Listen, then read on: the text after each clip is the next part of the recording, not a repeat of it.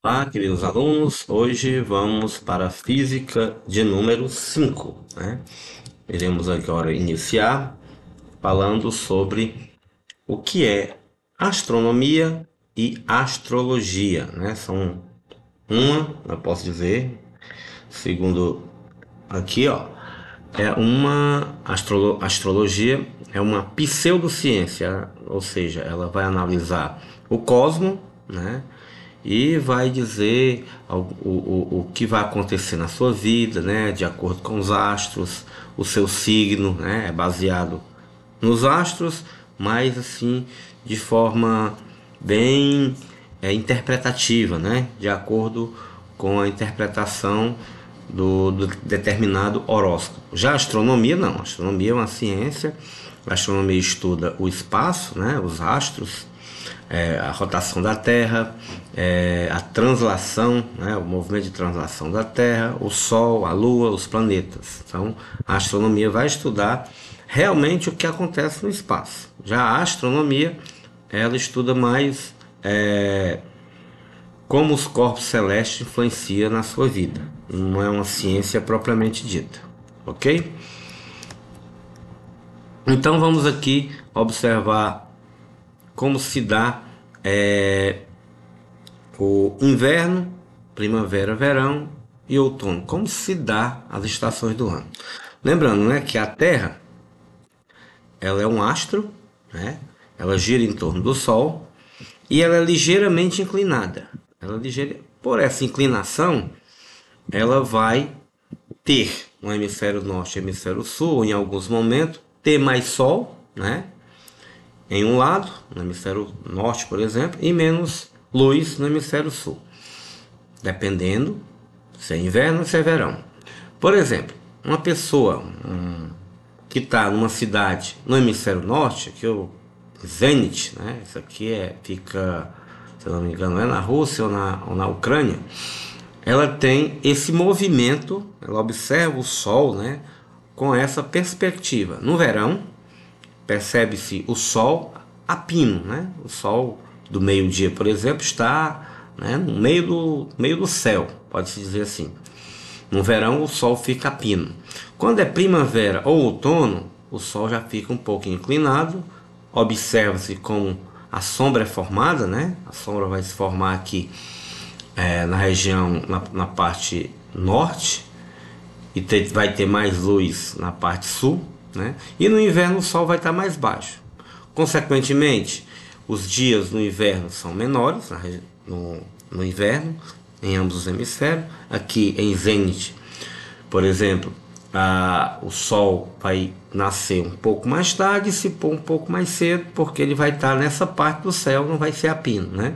Por isso que é inverno, e a observação de quem mora perto, né, na parte mais alto, mais baixo da Terra, mais ao sul, mais ao norte, vai ter essa percepção que o Sol no inverno vai ficar mais distante, né, de um lado, e no verão vai ficar mais a pino.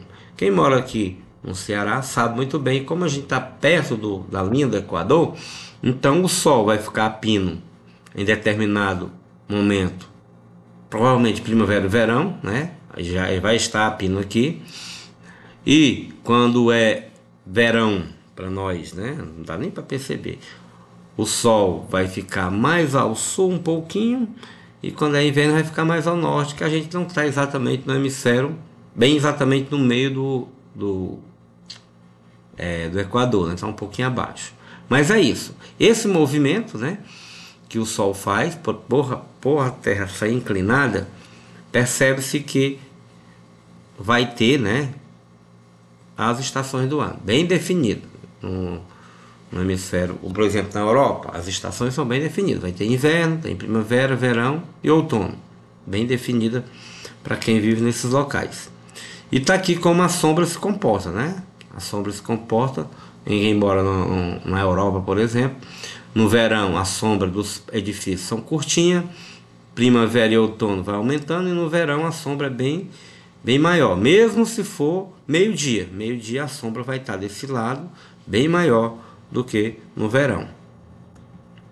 Aqui temos os planetas, né? Já que a astronomia estuda os planetas, então aqui temos alguns dados feitos pela astronomia, né?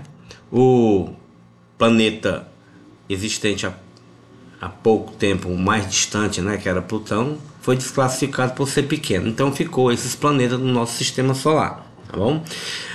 A primeiro aqui, na tabela temos o nome dos planetas, aqui só a imagem, né? A imagem sem o tamanho, né? Júpiter é bem grande comparado a Mercúrio, mas aqui é um desenho como é que o telescópio aqui da Terra consegue ver eles, né? Como as suas cores específicas. A distância ao Sol, né? Mercúrio está a essa distância do Sol, 57 milhões de quilômetros.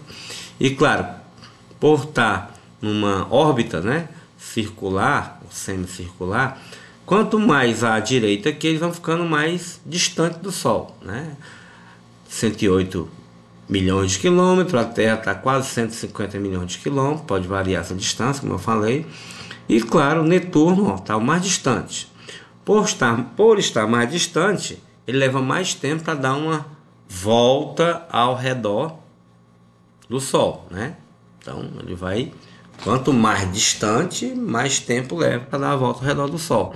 E é o que é esse movimento de translação. O Mercúrio, para dar a volta ao redor do Sol, 88 dias. O Vênus, 224, a Terra, 365. Marte já é mais. Júpiter é 11 anos, né? Demora bastante, 11 anos para dar uma volta ao redor do Sol.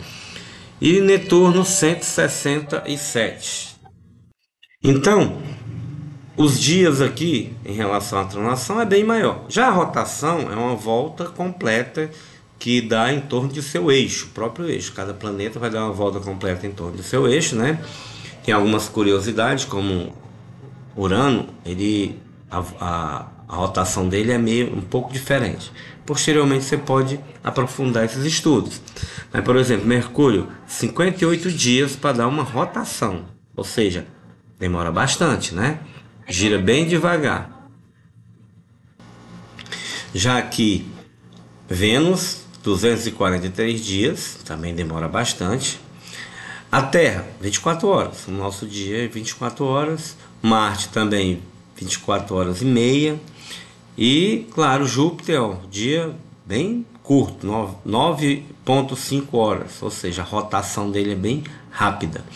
Saturno também é bem rápido, só 10 horas. Urano, 16 horas. E Netuno dá aí 18 horas. Esse tracinho aqui tem uma indicação específica, né? É o movimento retrógrado aparente. Está dizendo que não é um movimento igual aos demais, né? Ou retrógrado, né? Só um tracinho é um movimento retrógrado. O diâmetro indica o tamanho do planeta. 4.878 quilômetros é o Mercúrio. 12.000 Vênus, a Terra é 12, também tamanho parecido. Marte, metade do tamanho da Terra. Já Júpiter, 142.000. Então é bem maior que a Terra, né? Saturno também é grande. Urano e Netuno também bem maiores. Os que estão próximos ao Sol aqui são bem menores. Já a temperatura. Mercúrio, mesmo próximo do Sol, a temperatura dele varia entre negativo e positivo, pois ele não tem atmosfera. Já Vênus é bem quente, né? 464, comparando aqui, é o mais quente. O planeta mais quente seria aqui o Vênus. Então essa tabela vai estar na prova, você dá uma analisada, vai ter umas 3 perguntas. Ainda tem aqui a densidade média, né? Em relação à sua massa. O número de satélites seria o número de luas. Aqui a Terra tem uma lua, Marte tem 2, Júpiter tem 63 luas. Inacreditável essa quantidade, tão grande, que é bem grande, né? Então tem essa quantidade de lua. Ok? Então vai ter 3 perguntinhas na prova e analise bem essa tabela.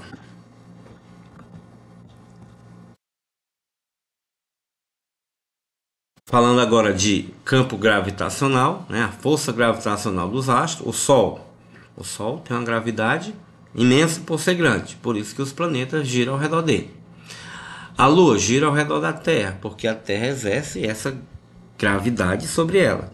Os satélites vai girar em torno da Terra, né, uma órbita até mais baixa, porque a Terra tem a gravidade e segura esses satélites, não deixa eles fugirem.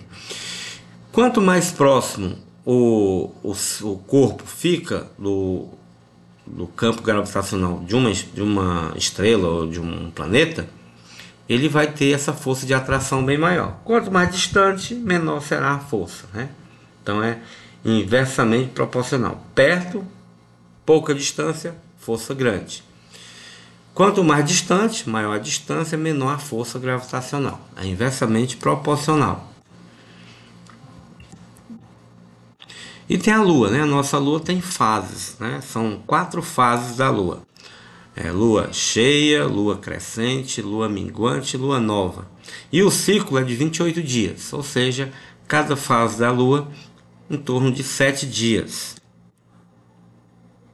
E uma curiosidade, a lua gira em torno da Terra em 28 dias, e ela sempre vai mostrar o lado, apenas um lado para nós, né? O outro lado chama de lado oculto. E esse lado aqui, diz o cientista, é o lado mais denso, por isso que fica mostrando a face, apenas um lado da face para a Terra. Agora, em relação ao eclipse, existem 2 tipos de eclipse, o solar e o lunar. Então, quando há um eclipse lunar, que a Lua vai atravessar aqui, ó, a sombra da Terra, já que a Lua não tem luz própria, a gente vê a Lua como se fosse um espelho, né? Ela reflete a luz do Sol, e quando ela está aqui passando pela sombra da Terra, o Sol está do outro lado, ela vai escurecer. Nessa parte é eclipse lunar. Então vai ocorrer quando? Quando Terra, Sol e Lua estão alinhados e a Terra fica exatamente no meio, né? Desse sentido aqui. A Lua vai passar na sombra que a Terra projeta do Sol. Já no eclipse solar, né, também estarão alinhados. Seria Sol, Lua, Terra. A Lua que vai passar, né, na frente do Sol, por ser menor, né, ela vai passar aqui. E o eclipse vai ser uma faixazinha de terra, né, uma pequena faixa de terra que vai ter esse eclipse solar, porque a Lua vai passar, vai fazer sombra na Terra e você vai ter o eclipse solar. Essa sombra, essa penumbra, né, vai também indicar que tem eclipse, mas o eclipse total vai ter apenas uma parte bem pequena, né, uma faixa etária de uns 100 km na Terra. É pequeno em relação ao que a Terra representa. Tá aqui o movimento, como eu já falei, o movimento da Terra é um movimento de translação. O eixo aqui da Terra de rotação é inclinado, por isso que quando é verão na parte sul é inverno na parte norte e vice-versa. Quando é verão na parte norte é inverno na parte sul, né, no hemisfério. Nós estamos exatamente aqui perto do Equador, a gente tem a parte que é inverno, nossa é chuva e não frio, né? Já nessa região muito no hemisfério norte ou no hemisfério sul, inverno mesmo é quando é frio, tá bom? Por exemplo, pelo nosso esquema aqui, ó, no mês de dezembro é verão no hemisfério sul e no hemisfério norte é inverno. Por isso que no Natal tem o Papai Noel, que é inventado pelos europeus e americanos, ele tem aquela roupa bem, né, para frio. Para nós aqui é meio difícil usar uma roupa de frio no verão. E em junho é inverno no hemisfério sul e verão no hemisfério norte.